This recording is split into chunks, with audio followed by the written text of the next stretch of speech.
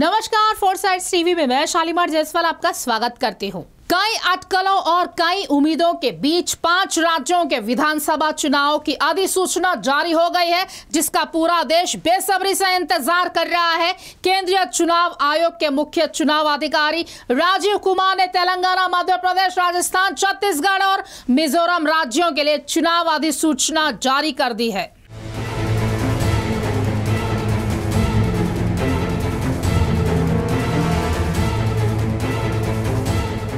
तेलंगाना राज्य में विधानसभा चुनाव का बिगुल बज गया है। भारतीय चुनाव आयोग ने सोमवार दोपहर को नई दिल्ली में प्रेस वार्ता कर चुनाव की तारीखों का ऐलान कर दिया है। तेलंगाना में एक चरण में पूरे राज्य में 30 नवंबर को वोट डाले जाएंगे, वहीं 3 दिसंबर को चुनावी नतीजे आएंगे। चुनाव आयोग की घोषणा के साथ ही राज्य में आदर्श चुनाव आचार संहिता लागू हो गई है।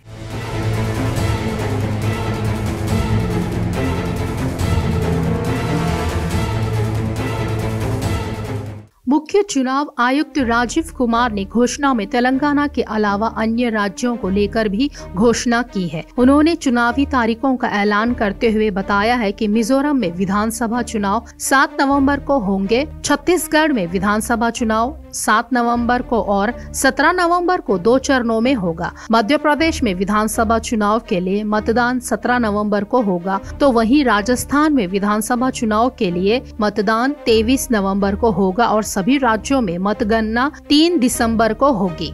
5 राज्य विधानसभाओं के लिए चुनाव की तारीखों की घोषणा से पहले मुख्य चुनाव आयुक्त राजीव कुमार ने कहा है कि हमने 40 दिनों में सभी 5 राज्यों का दौरा किया और सभी राजनीतिक दलों, केंद्र और राज्य प्रवर्तन एजेंसियों के साथ चर्चा की। उन्होंने प्रेस कॉन्फ्रेंस में बताया कि तेलंगाना में कुल मतदाता 3.17 करोड़ है। वहीं सभी चुनावी राज्यों में 940 चेकपोस्ट बनाए गए हैं। मुख्य चुनाव आयुक्त राजीव कुमार ने घोषणा से पहले मीडिया संबोधन में कहा है कि 5 राज्यों में आगामी विधानसभा चुनाव 2023 के लिए 679 विधानसभा क्षेत्रों में 1.77 लाख मतदान केंद्र स्थापित किए जाएंगे। उन्होंने आगे बताया है कि 17,734 मॉडल मतदान केंद्र होंगे। 621 मतदान केंद्रों का प्रबंधन PWD कर्मचारियों द्वारा किया जाएगा और 8,192 PS पर महिलाएं कमान संभालेंगी।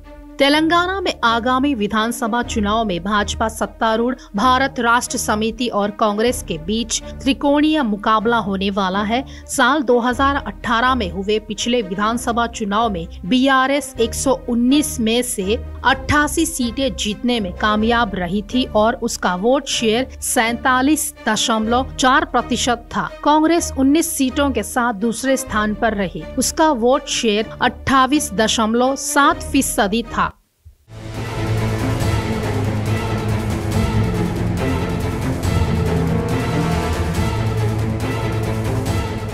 खास खबरों के लिए जुड़े रहिए हमसे, देखते रहिए फोरसाइट्स टीवी।